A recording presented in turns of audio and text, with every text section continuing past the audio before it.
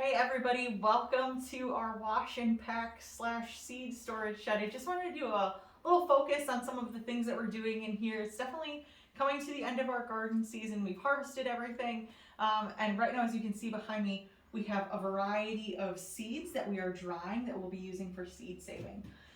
So we kind of do this in a number of different ways. This is corn that we're going to go through husk and braid later on this week. You can see here too that we also have some sunflowers that we have hang drying. Just waiting for those seeds to kind of dry a little bit more so that way we can save them for seeds as well. One of my favorite spots is sort of this tower of seeds that has a lot of different kinds of seeds on it. So we have a couple of different kinds of squash seeds. You can get in here and get a nice close look at some of them. A lot of these seeds we have acquired from a couple of different places and through a bunch of different grant activities. So we got a lot of them from Seed Savers Exchange. We're working on a grant through SARE with them.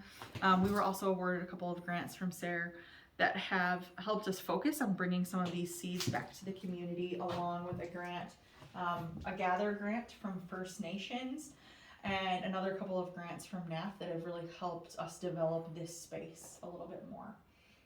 Behind me here, you can see too that we also have a bunch of different corn braids. Really love this braid of white and blue corn. These are both Lenape varieties of corn, so it's really cool to sort of bring those seeds back to the community. You can see we have a number of braids. Over here too, we also have a couple of different varieties of beans. We have some blue beans, and then our Stockbridge beans are down below. You can see we have them on a drying table. We also have some beans that are still in the shells. And then two, we have some beans that are back here that we have hang drying. So one of the cool things that we were able to do this year with our Stockbridge beans, this is now our second year that we have grown them. So we were able to go through and be a little more choosy of what seeds that we're saving for seeds for next year versus ones that we're eating.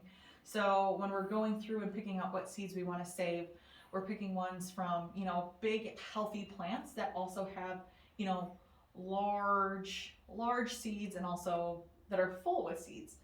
So that way we can bring forth the best growing potential into the next year.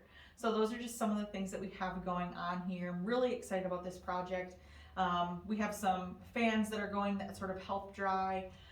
In here, we are able to keep a lot of these out because we don't have a critter problem in here yet. I feel like I should knock on some wood or something.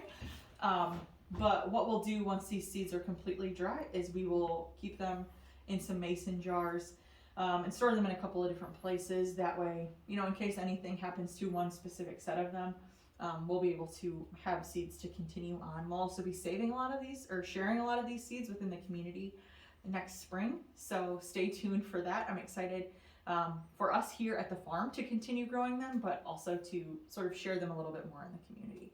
So those are some of the things that we have going on here. Thanks so much for following along.